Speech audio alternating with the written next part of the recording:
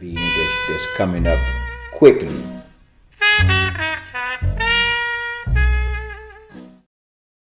A little bit right now to something that you said earlier, and you dealt with the difference from, we always talk about do for self, or even starting businesses, and many of us think, and not to down our brothers who may not have reached that full extent of what it means to own a business, but can you talk about the difference from, and sometimes hustling is a part of the step of actually owning a business, right?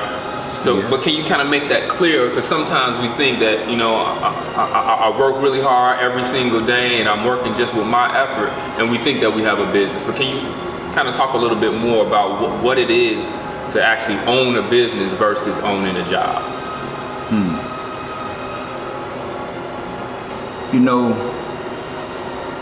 When me and my business partner had your produce market,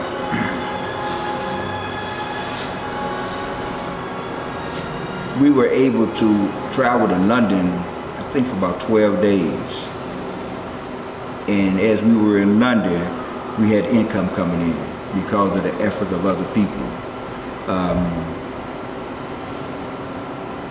So having a job is one thing, it's the effort of oneself. I heard someone say one day that I'd rather have the efforts 1%, 2% of the effort of 100 people and put 100% of my own effort in. You follow what I'm saying? Sure. And so utilizing other people's efforts and other people's money is the difference from a business and a job. There's nothing wrong with that. You really have to learn how to treat people the way you like to be treated, which is the golden rule, which is what the Honorable Elijah Muhammad taught us. Do unto others as you have done unto yourself. And I'm a kind of person, I don't have a problem sharing wealth, you know what I mean, for those that have built it. If you look at, what is the young man named that started, I think, Apple's in his garage? Steve Jobs. Steve Jobs. Those young men that was in the garage with him, they're not still in the garage, and they're not on no assembly line nowhere. They're probably taking care of business from some jetliner or the yacht, their office in a yacht. So those that help him build it and develop it, they're reaping benefits from it. I hope I answered that question as well. Yes, sir. Yes, sir. Definitely. But the benefit of having your, and you mentioned hustling. Hustling is the beginning of it. One thing I say all the time is that great ideas go to the grave every day. And many of our people have, most of us running around with great ideas and just saying, if we only had this amount of money, if we only had that amount of money. But we have to learn how to work an idea to where it's real, it's touchable, you can smell it, you can see it, you can sit down on it, you can feel it, you can hear it, get it out of here and make it a reality.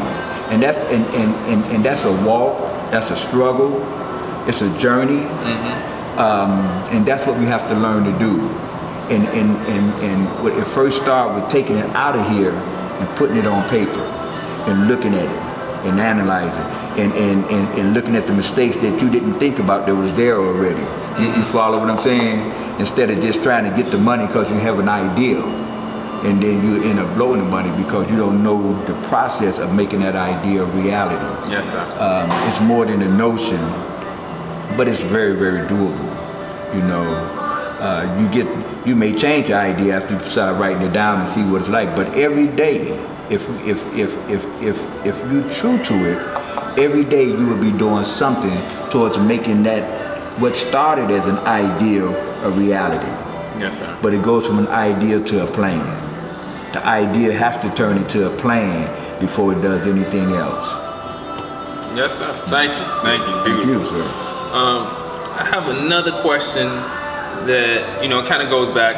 Is we hear the term a lot about stealing away. Yes. And everybody's situation is different, and of course I desire and on the path by Allah's grace and permission, I believe to free myself from my job right now. And it's not a job that I created for myself. But it's an excellent location in the South Loop. If you know anything about Chicago, 18th and State is a wonderful area to be in that's coming up quickly.